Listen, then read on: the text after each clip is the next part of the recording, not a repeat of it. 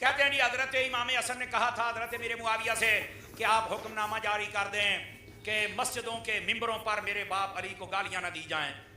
میں نے کہا یہ لکھنے والا بھی کو بغیرت ہے اور اس کو بیان کرنے والا اس سے بڑا بغیرت ہے. مفتی سمر رکو ذرا، صبر کرو. آپ نے جو بغیرت کہا ہے نا وہ کسی عام شخص کو نہیں کہا ہے. آپ نے کہا کہ بغیرت ہے وہ شخص جو یہ بیان کرنے والا ہے کہ مولا علی کو ممبر پر برا بھلا کہا جاتا تھا. تو امام مسلم 6229 نمبر حدیث لے کر آئے. مفتی سمر کے مطابق امام مسلم پھر بغیرت ہوا، نعوذ باللہ.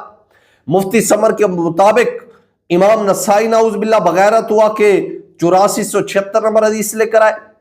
مفتی سمر کے مطابق مفتی سمر کے مطابق علامہ ابن جوزی نعوذ باللہ بغیرت ہوئے کہ وہ اس نے یزید کی شخصیت پر کتاب لکھی اور اس میں لکھا کہ مولا علی کو ممبروں پر گالیاں دی جاتی تھی.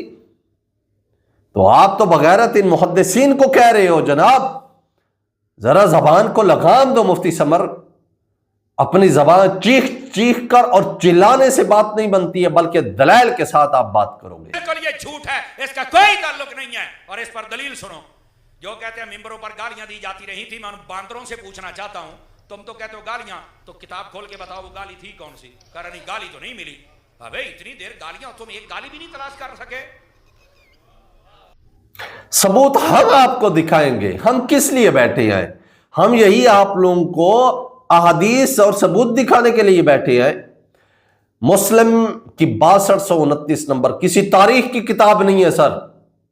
صحیح بخاری کے بعد صحیح مسلم کا نمبر آتا ہے.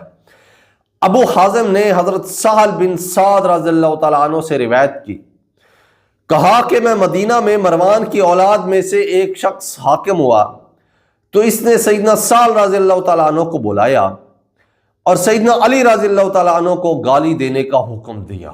نعوذ باللہ. سیدنا سہل رضی اللہ تعالیٰ عنہ نے انکار کر دیا کہ میں علی رضی اللہ تعالیٰ عنہ کو گالی نہیں دے سکتا. تو بولا اگر گالی دینے سے انکار کرتے ہو تو کہے کہ ابو تراب پر اللہ کی لعنت ہو. نعوذ باللہ. سر یہ اب میں صاف الفاظ آپ کو کیپچر میں دکھاؤں گا، یہ تصویر سکرین شاٹ لگاؤں گا.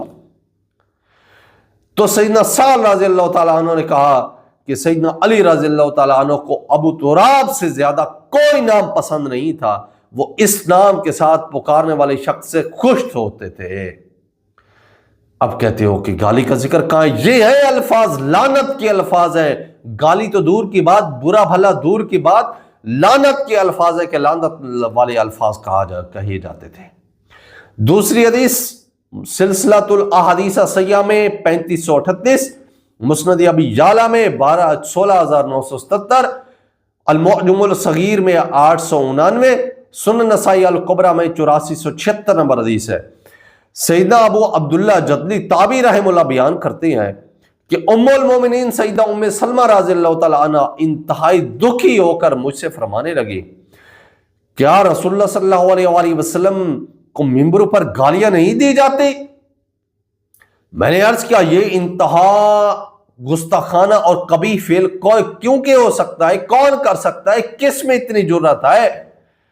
تو انہوں نے فرمایا کیا سیدنا علی رضی اللہ تعالیٰ عنہ، مولا علی علیہ السلام اور ان سے محبت کرنے والوں کو برا بھلا نہیں کہا جاتا، گالیاں نہیں دی جاتی؟